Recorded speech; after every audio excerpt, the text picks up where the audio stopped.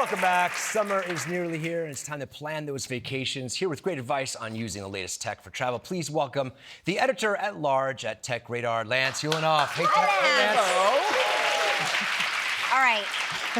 Tell us how to make travel easier. All right, so big shock. First, we're going to start with AI. Gemini and ChatGPT, really, it's about a conversation, right? To help plan what can be really kind of difficult. You have a lot of things that you're thinking about, and the great thing about these systems is just tell them all of your thoughts about the potential trip. Tell them that you like camping but don't like hiking. Tell them that you like to eat out but don't want to spend a lot of money. Talk about how much it'll cost and everything you can think about, like you would talk to a friend.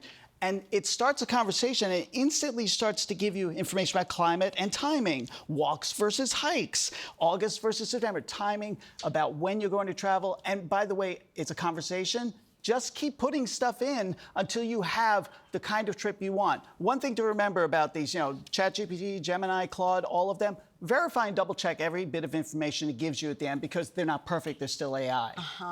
How about planning a specific itinerary back to ChatGPT for that? Well, you can. Certainly you can. But you can also use all sorts of apps like Wanderlog and Romy. And all of these things will let you sort of do research, collect itineraries, use social media to find stuff. You see something on social media you like, you send it to like an app like Romy, it'll actually pull out the information and then send it to you so you can hold on to it. So you'd have kind of, where did I see that thing again? Right. So, what about finding the best flights and hotel prices? well, there's a billion apps for this, right? Right. Obviously, Hopper, Google Flights, Skyscanner, Flighty, Kayak, all of them will do the work for you, right? Go out there, scour the web. You can tell it like when you want to travel, like some information about where you want to go, and it will look at the places and the prices for all of these things, and you can start to really build an itinerary that makes sense for you. Okay, so now that let's say we're there, we're traveling, what tech helps with that? Okay, so you don't want to spend a lot of money on roaming fees, right? We all have our phones with us. Yep. So and those announcements pop up constantly. Your data roaming. that's right. Yeah, sort this before you leave. So you look at apps. So there's one called Oralo, but there are others out there. There's all sorts of services you can use to find an eSIM, which is a digital cell number that you can use when you get there. Turn that on when you get there. Turn off your regular number when you're there so you don't get roaming fees. But also sometimes you can talk to your cell companies. They may have travel plans that aren't too expensive. Just work it out in advance. Don't get surprised. That's good advice. And then also TripIt. I meant to mention TripIt is another app. TripIt's an app you can mail your itineraries to yourself, all of the details, and it sorts it in one place. You look for apps like that. You're always looking for different... Right. Look for apps that can basically bring it all together into one spot. All right. More with Lance at Summer Travel Tech when we come back. We're back with Lance Ulanoff. He's giving us some summer travel tech tips. Easy for me to say.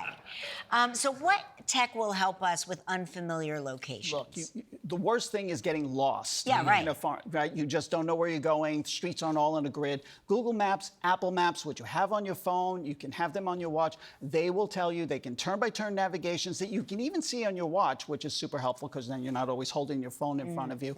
So they're really great for you can also download maps in advance. It's a good idea to download. Yes, just in case you have no connectivity for some reason. What about language issues? Okay, so communicating. There are translation apps. Apple has now the AirPods, right? You can translate right in your ear. Yes. Right, and Google Translate, which you can use right on your phone. So if you're looking at a menu that's in Italian or French, and you just point it at it, says translate to English right in place. We'll do it with signs as well. So you end up seeing everything in English, which is helpful. And by the way, if you want to order something specific, type it in, have it speak it for you, or listen and know what the person said. So you're never lost. What about when we're coming home and you want to beat the lines at customs? Yeah, so this is really a government-sponsored app, Mobile Passport Control. This is super valuable if you're traveling out of the country. Basically, about 4 hours before you're leaving, fill it in, the form, upload your passports, you get a little digital green card, go to a special line in customs, and you fly right through. Sadly, you're home faster, but without all of the stress. Is it better or the same as global entry? It's free. It's free. This is free and easy. I actually recently used this. What a pleasure. And this is where it's supported. Wow, great. Thank you, Lance. For all of Lance's tips and more, go to our website. Next, we'll be right back.